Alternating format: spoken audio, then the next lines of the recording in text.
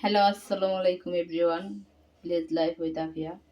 আজকে হলো আমি কাচ্চি মাছ রান্না করব। দেখেন মাছগুলো পরিষ্কার করে নিছি, নিয়ে একেবারে ফ্রেশ করে নিছি। তো এগুলো আমি রান্না করব হলো এই যে আলু আর ধুন্দুল কেটে নিছি আমি, এগুলো গাছের ধুন্দুল। তো কীভাবে রান্না করি আপনারা দেখুন, পাশেই থাকেন।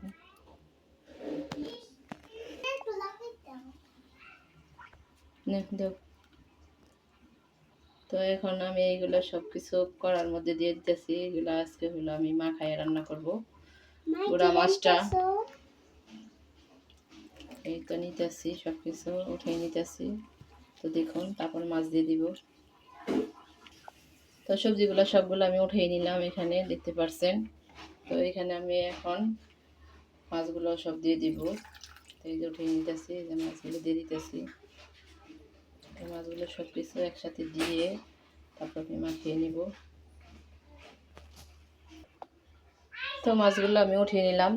তো এখানে যে পেঁয়াজ কুচি আর হইল কাঁচামরিচ আমি দিয়ে দিব। এখন পেঁয়াজ কুচিগুলো দিয়ে দিলাম এখানে, আর হলো কাঁচামরিচ দিয়ে দিব পরিমাণ মতো, যারা যতটুকু ঝাল খেতে চান।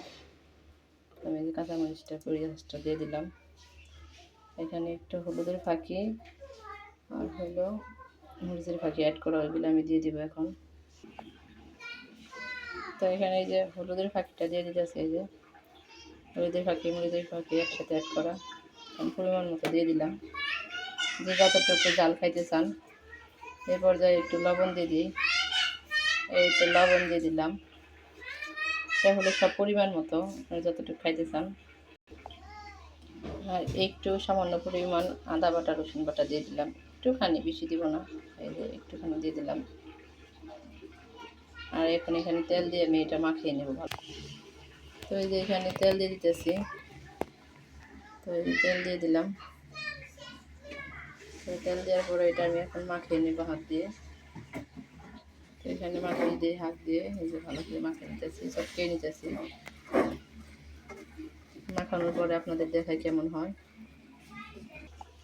তো মাখানোটা শেষ আমার, এই যে দেখতে পাচ্ছেন। তো এখানে আমি একটু হাত ধোয়া পানি শুরু দিয়ে দিব, তারপরে এটা ঢেকে বসিয়ে দিব। এই যে কমপ্লিট আমার মাখানোটা, কত সুন্দর লাগতেছে দেখে, মনে হয় খেয়ে ফেলি। তো আমার ভিডিওটা ভালো লাগলে অবশ্যই সাবস্ক্রাইব করবেন, কমেন্ট করবেন এবং আমার পাশে থাকার জন্য সবসময় হলো বেল আইকনটি টিপিয়ে দিবেন।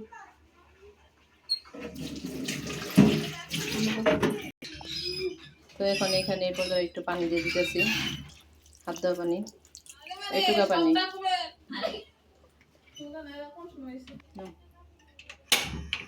তো গ্যাসটা অন করে দিলাম, এটা এখন ঢেকে দিব।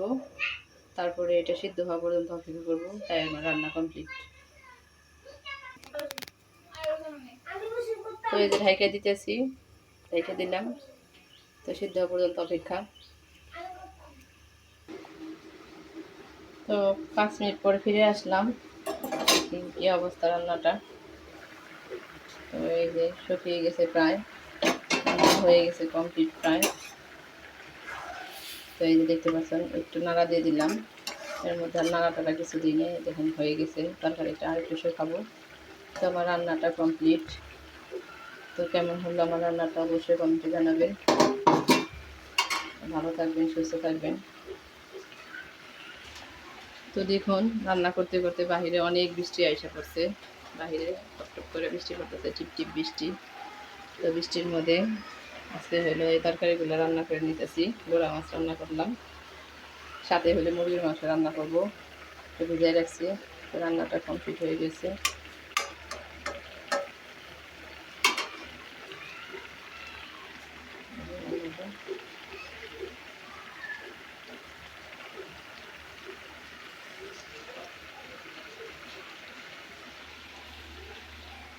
বৃষ্টি পড়ার দৃশ্যটা অনেক সুন্দর লাগতেছে। বাইরে দেখেন পরিবেশটা কত সুন্দর, ঠান্ডা, চারপাশে পানি। তো রিমঝিম বৃষ্টির সাথে সাথে আমার রান্নাটা হয়ে গেল। তো আপনারা ভালো থাকবেন, সুস্থ থাকবেন, আমার পাশে থাকবেন অবশ্যই। কমেন্টে জানাবেন আমার রান্নাগুলো কেমন লাগতেছে আপনাদের সবাইকে। আপনারা হলো আমাকে কমেন্ট অবশ্যই করবেন, জানাবেন। দেখতে পাচ্ছেন রান্নাটা ছোটো মাছের তরকারি, কাকসি মাছের তরকারি রান্না করলাম আজকে। তো কমপ্লিট। আল্লাহ হাফেজ। দিয়ে গ্যাসটা বন্ধ করে দিই। এই দেখুন ফাইনাল লুকটা আমার তরকারি। তো আল্লাহ হাফেজ গাইস। এটা আরও শুকিয়ে যাবে।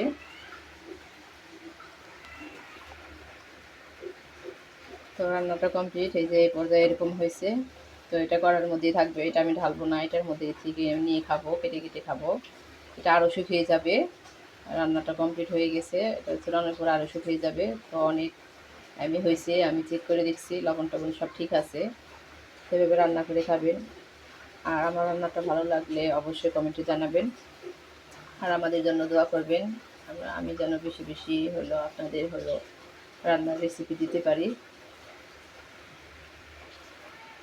তো আল্লাহ হাফেজ গাইস, ভালো থাকবেন, সুস্থ থাকবেন। আল্লাহ হাফেজ।